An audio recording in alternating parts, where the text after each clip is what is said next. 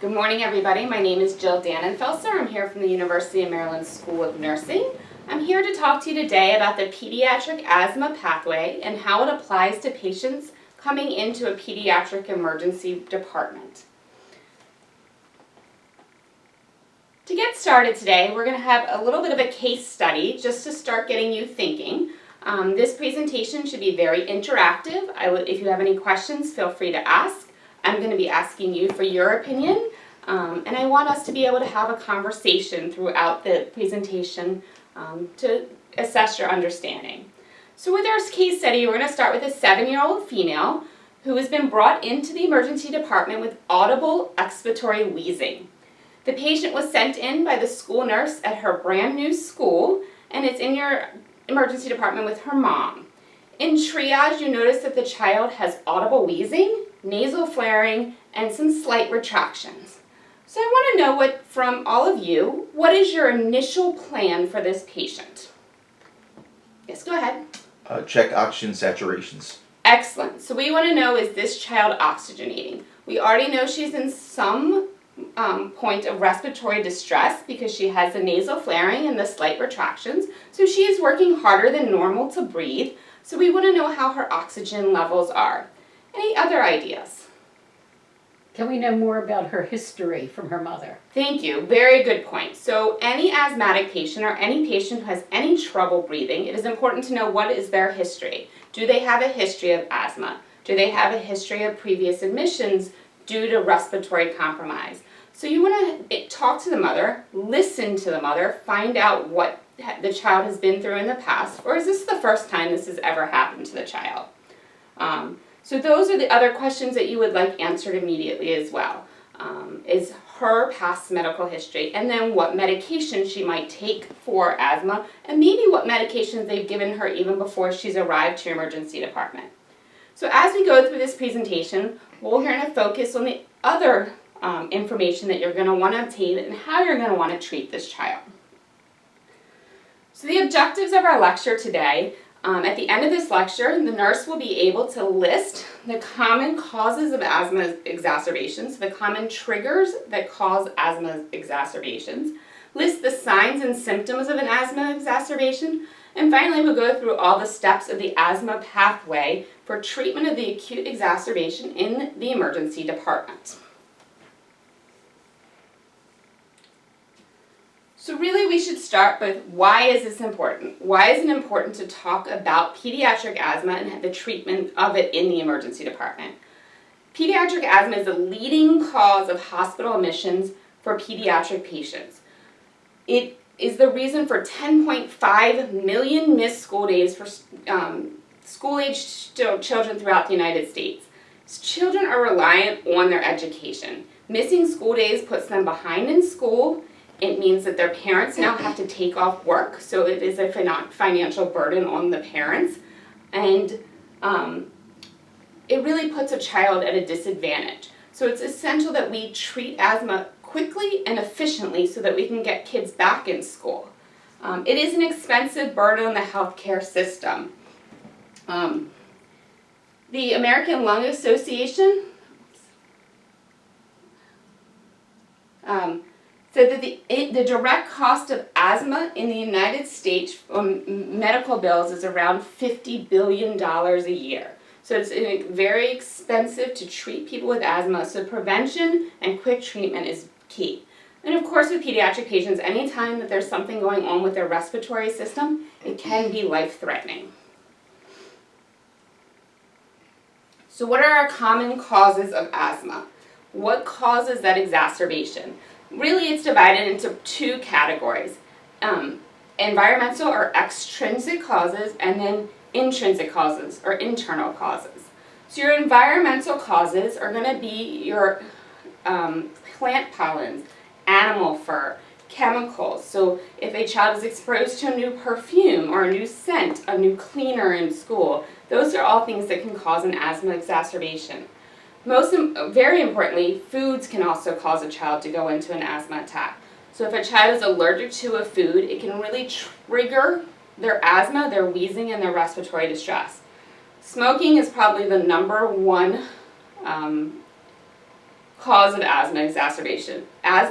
Children with asthma already have damaged and sensitive lungs. Being exposed to any type of smoking and cigarette smoke will immediately cause them to go have respiratory issues. And then the final one is weather, and mainly changes in weather. So if we've gone from it being midsummer to a fall day, and maybe the pollen counts have changed, the leaves have changed, there's something new in the air, and the weather can really affect respiratory problems. And then there's more of your intrinsic causes.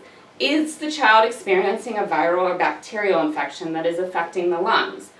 Is the child going through physical or emotional stress? So is there something new in this child's life that has just kind of tipped them over the edge and put them into an asthma exacerbation? Or is it exercise-induced bronchospasm? So has the child been working out and has put them into bronchospasm, causing the asthma attack? So what are the signs and symptoms of the asthma exacerbation? What did that child look like when they presented to your emergency room? They're going to be tachypnic, so they're going to be breathing faster than their normal rate. They might be hypoxic. This is a might be. Not all children with asthma become hypoxic. Some will have actually normal oxygen saturations but still be in significant distress. But it's something you always want to look at. Any child with oxygen saturations below 92% should be treated with oxygen. The child will probably be coughing, and it's coughing usually to specific exposures. It might have been going on for weeks and weeks, and the parents have not been able to fix it, but the coughing is because of the exposure. They will be wheezing. The wheezing might be audible. You might be able to hear it across the room, or you might actually have to use your stethoscope to listen to it. It might be inspiratory, it might be expiratory. So you might hear it when the patient inhales or when they exhale. And those are important things, details to note and to document in the patient's notes. Some children actually complain of chest pressure, so tightness in their chest, pressure in their chest, and that's more to the increased work of breathing and the inflammation of the airways. So we take a moment and we're going to listen to some expiratory wheezing.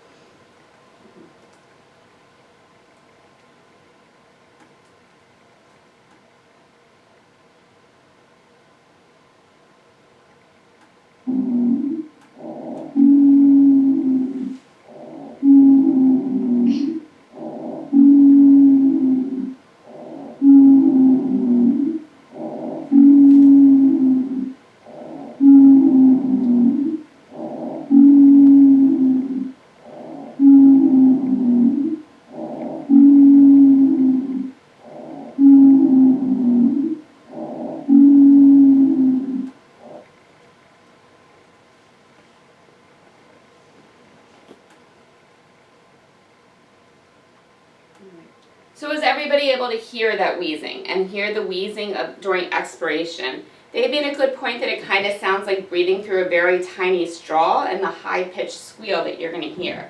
So that's the wheezing that you're going to hear with asthma. We're going to take a few moments and we're going to go through the different steps of the asthma treatment pathway for an acute exacerbation. Step one, and we talked about this before, is to correct the hypoxemia. A goal saturation on a child is greater than 92%. You want to immediately administer supplemental oxygen if the child's oxygen saturations are less than 92%. The supplemental oxygen can be in the form of a nebulizer treatment, so if you're already going to give medications through a nebulizer, it is fine to use that as your supplemental oxygen. If the steps to correct the hypoxemia don't work with just supplemental oxygen, the next step would be to go to non-invasive positive pressure ventilation, or oftentimes they're now using high-flow nasal cannulas or high-flow oxygen instead of the non-invasive positive pressure mask.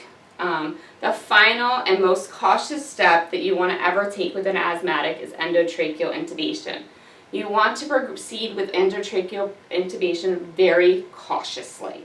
The child is in an asthma attack, already has inflamed airways. There's swelling in the airways from the asthma attack. So if you're going to introduce a foreign object or a plastic tube into their airways, you have to be extremely cautious. In this case, it's the time that the most experienced provider in the room should be providing the endotracheal intubation due to the swelling. The next step, and often it's concurrently with correcting the oxygenation, is to administer bronchodilators. Your very first line bronchodilator is always going to be albuterol. It's a selective beta-2 adrenergic agonist, and it will be the first step. However, once the patient has arrived to the emergency room, we often need to add additional bronchodilators. Often the child has taken their albuterol at home if they're a known asthmatic, and now we need to add additional measures. And that additional measure is typically Atrovent. Atrovent and albuterol combined in what we call a duo neb, which is administered 3 separate times, 10 or 20 minutes apart, usually to asthmatic, to help correct the exacerbation. If the patient fails to respond to these intermittent nebulizers of albuterol and Atrovent, you move to a more continuous nebulizer and just albuterol. Atrovent is not used as a continuous nebulizer, it would just be albuterol.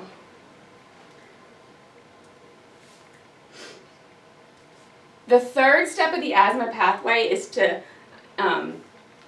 administer systemic glucocorticoids. So administer steroids. Prednisone, dexamethasone, and methylprednisone are usually the ones administered. Prednisone or prednisolone is administered by mouth. Solubenzyl Decadron, the bottom 2, are usually by IV. It's usually more of a provider preference I've seen, although methylprednisone is usually the go-to with asthma.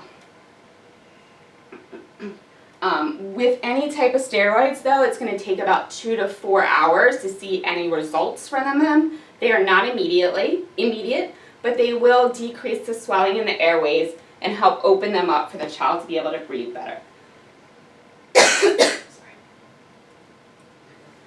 If the child is still continuing to progress and still continuing to deteriorate, the next step here is to give magnesium sulfate intravenously. Magnesium sulfate is a smooth muscle relaxer, and therefore hopefully will relax the lungs enough for the child and open the airways up enough for the child to breathe. One clinical tidbit for you, just to remember in the back of your head, is magnesium sulfate often causes hypotension. So it's very important to monitor blood pressure when you're administering magnesium sulfate to a child.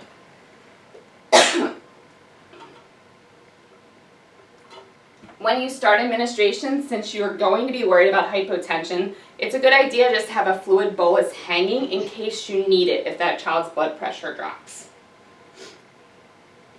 And finally, if you continue to move down the pathway and the child's continuing to deteriorate, you have the option of giving subcutaneous or intramuscular epinephrine, which is just like your normal EpiPen, but we would give it intramuscular. We would give it in the emergency room as well.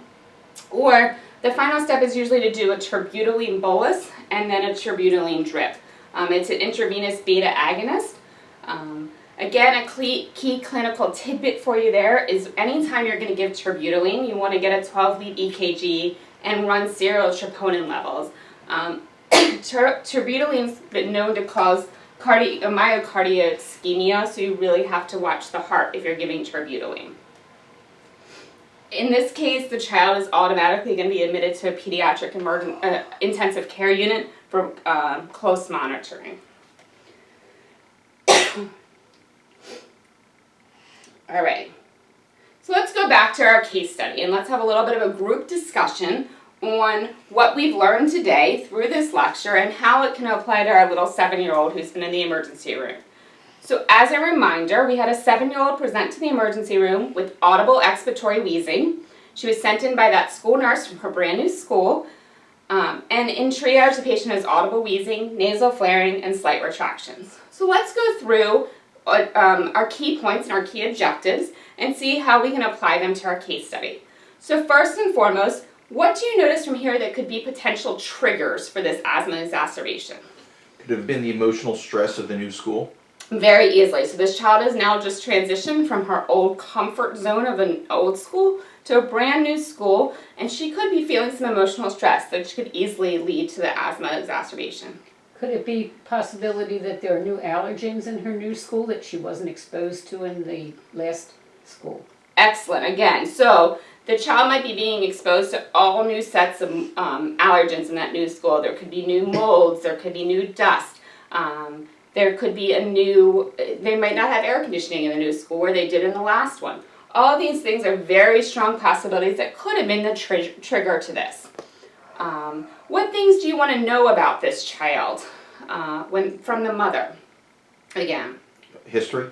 History. So history is key, and now we're going to go a little more in depth to that. So we want to know, has this child had asthma attacks in the past? And most importantly, has the child been hospitalized in the past? And then even further, has the child ever required endotracheal intubation for asthma? All of these are essential because a child who has been admitted before has a much higher likelihood of being admitted again. So that was our first objective, was what are the triggers? And then our second objective is what are the signs and symptoms that we know this is an asthma exacerbation? What are the signs and symptoms that we see in this case study that we know this is asthma? Oh, the expiratory wheezes. The audible wheezing, nasal flaring. Right, so we have audible wheezing. So we already know this child is wheezing, we have some nasal flaring, and we have some slight retractions. So then, as soon as we've established now that we had a trigger, we have a history, and we have the signs and symptoms, we want to put this patient on the asthma pathway to get some treatment. So who can remember what the first step in that asthma pathway is? Oxygenation. Oxygenation, excellent. So we want to put this child on a pulse ox and see if they're oxygenating appropriately. And if they're not, we want to proceed to giving supplemental oxygen.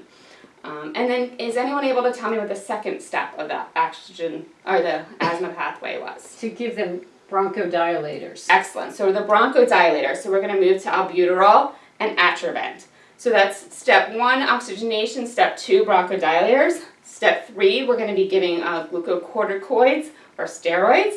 Step 4, we're going to give magnesium sulfate. And step 5, we can move to terbutaline and epinephrine as the patient progresses. So we're going to do a quick summary of what we've learned here today. We learned that asthma triggers can be environmental or they can be infectious processes, so intrinsic versus extrinsic exposures. Asthma symptoms can include wheezing, dyspnea or trouble breathing. Tachypnea we also talked about, so the trouble breathing could be an increased respiratory rate.